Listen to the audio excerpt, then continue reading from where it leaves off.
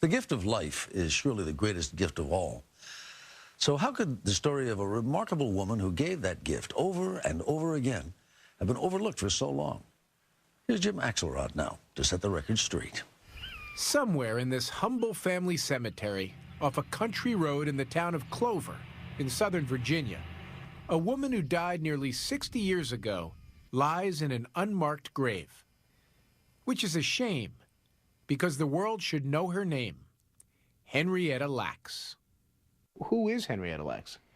Yeah, I mean, she was a poor African-American tobacco farmer, mother of 5 kids, who died when she was 31 of cervical cancer, and was one of the most important sort of unknown figures in medicine and she had no idea. Rebecca Skloot, a professor at the University of Memphis, devoted 10 years to telling her story, writing the current bestseller, The Immortal Life of Henriette Lacks. This was the last home of her life. Yeah. The story starts near the end of Henriette's life. Baltimore, 1950. The great-granddaughter of slaves, Henriette was being treated for cervical cancer at Johns Hopkins Hospital. Without her knowing, and unrelated to her treatment, doctors took some of her cells for research. So she went to Hopkins, 30 years old, and she happened to walk into Hopkins at a time when scientists were trying to grow human cells and culture and were taking cells from anybody they could. By the late 1940s, scientists were on the brink of a golden age of medicine. Jonas Salk was racing to develop the polio vaccine.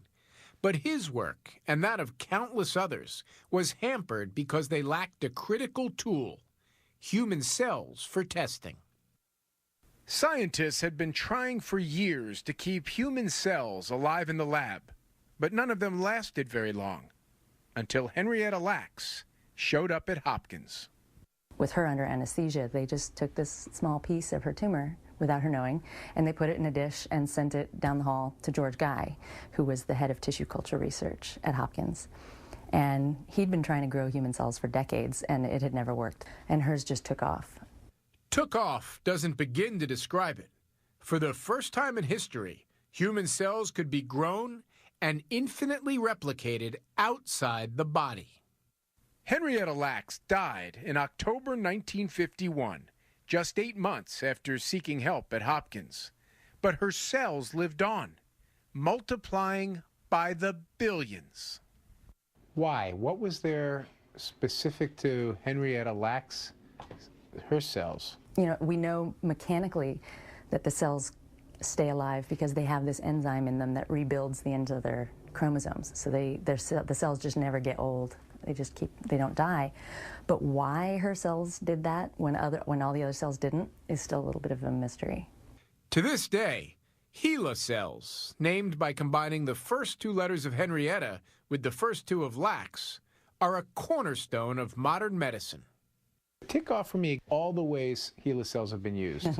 To tick off all the way HeLa cells have been used, we would be sitting here for weeks. Like hundreds and thousands of studies. They were used to help test the polio vaccine so that it could be approved for use in people. They went up in the first space missions to see what would happen to human cells in 0 gravity. Hers were the first cells ever cloned, some of the first genes ever mapped.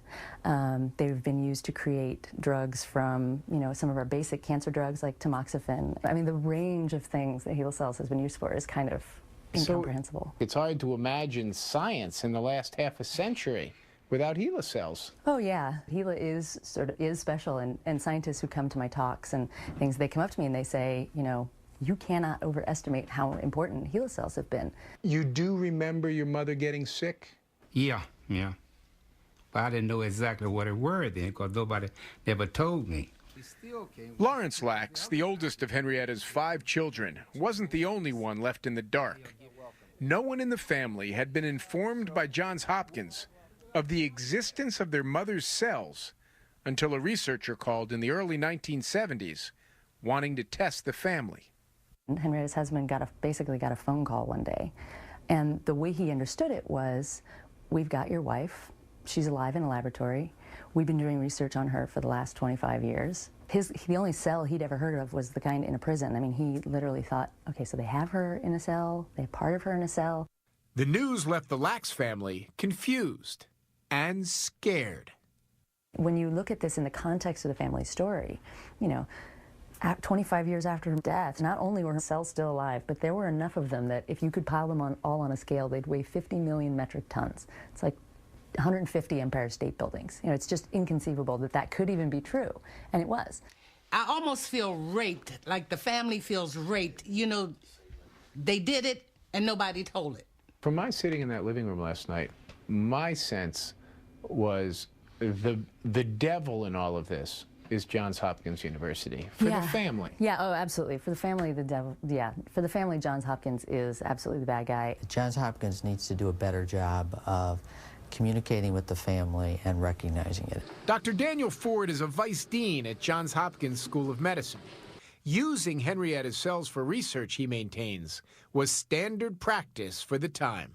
Well, I think if we go back to that time and compare it to now, there was probably more of a focus on the science and discovery with less consideration of what it meant to that individual that was going to be part of the scientific process, whether they knew it or not. The hospital is working on acknowledging the Lacks family, but it's a tricky situation.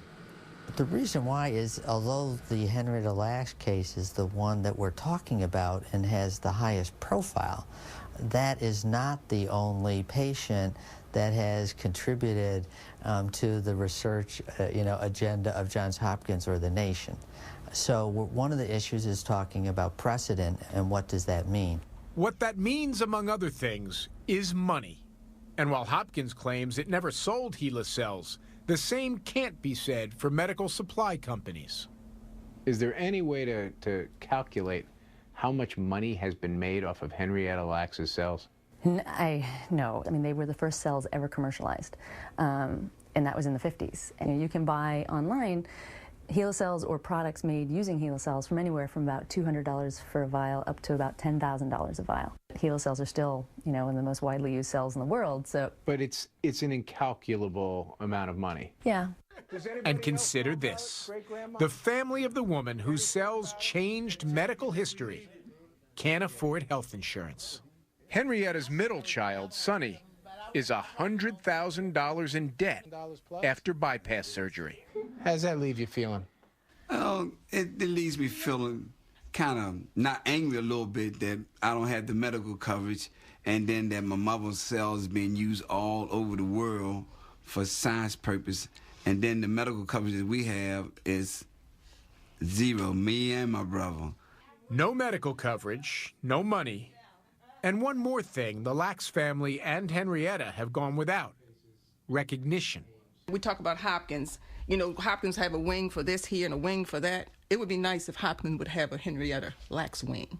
Well, but one thing I must say is that I think it's wrong. Out of all that money they made off my mother, she down there in Virginia in an unmarked grave. This is one grave right here. At least that's about to change. The monument, I just put Henriette Lacks monument right here. Just last week, Henrietta's family learned of the exact spot where their mother was buried, next to her mother, Eliza Pleasant, in the shade of an old oak. A donated headstone will be placed there come spring. They used to tell me stories about my mother. She was very... Your mother was a giver. Giver, yes. She was a giver. And she's still doing it. She's still giving. The thing about it just makes me feel good that my mother has contributed so much, and it's being known that Henriette Lacks is still living today.